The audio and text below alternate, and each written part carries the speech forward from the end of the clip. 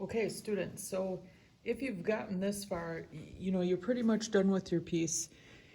And you just, I don't know, need to add accessories or anything extra that you want on there. So a couple people did ask about hats or like a brim of a hat, I guess, or a top hat or anything like that, right? Something that's like coming forward to you.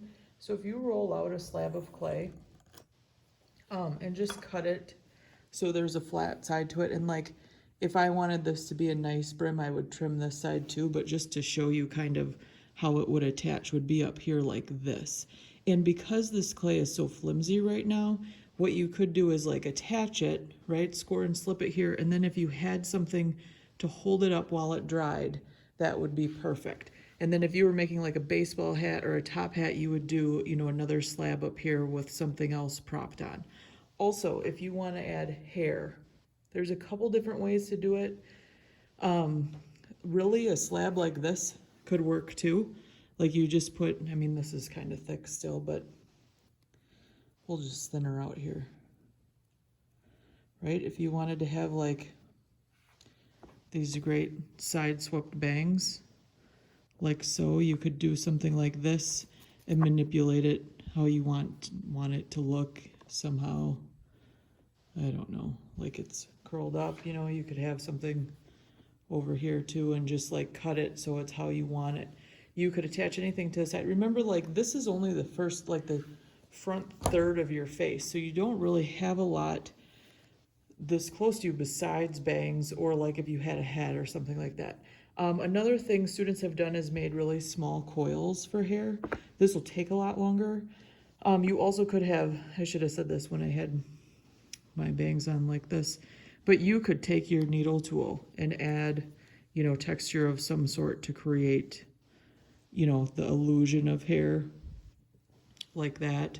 Or you could also do coils. So again, rolling them through your hand or rolling it in your hands. And I guess like a coil would represent a strand of hair, and obviously this is much bigger than a strand of your hair, but it's clay, so this is kind of how you have to do it. So you would just make, coils how you wanted them to look too. Okay. At this point too, I actually just popped my mask in front of the fan for a little bit so it would dry out so it's not so smushy when I touch it. And you can see there's a lot of like imperfections on here, and by that I mean like clay dust mostly.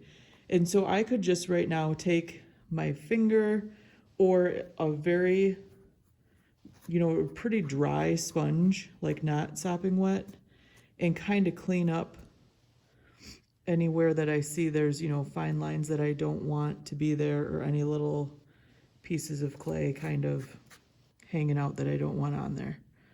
Okay, so that's what this time is for. Also, if your clay really is super wet and you are trying to finish up, maybe, before the next time you work on it, you let it sit out for 20 minutes before you start working on it. Or if you have a fan at home and you pop it in front of the fan.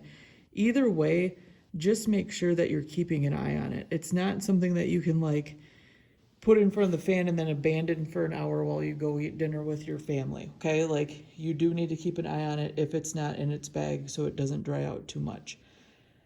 If it does dry out too much, send me an email and I can try to help you get it back to where you can work on it again, okay? Also at this time, this is a great time to add texture of any sort. So you could use your needle tool, you could use the back of your needle tool and make bumps that way. I don't know, you saw how to make a horn or like ears. You could add on ears too for sure at this point. And then when you're done, like you're like, I'm done, I do not want to work on this anymore. Usually at school we would pop them off the mask, but I think I would want you just to keep it on your tray like this with it on the armature and bring it to school to get fired, like just like this. And when you bring it here, I'll take it off of your tray, or you'll take it off of your tray and leave it on a shelf somewhere.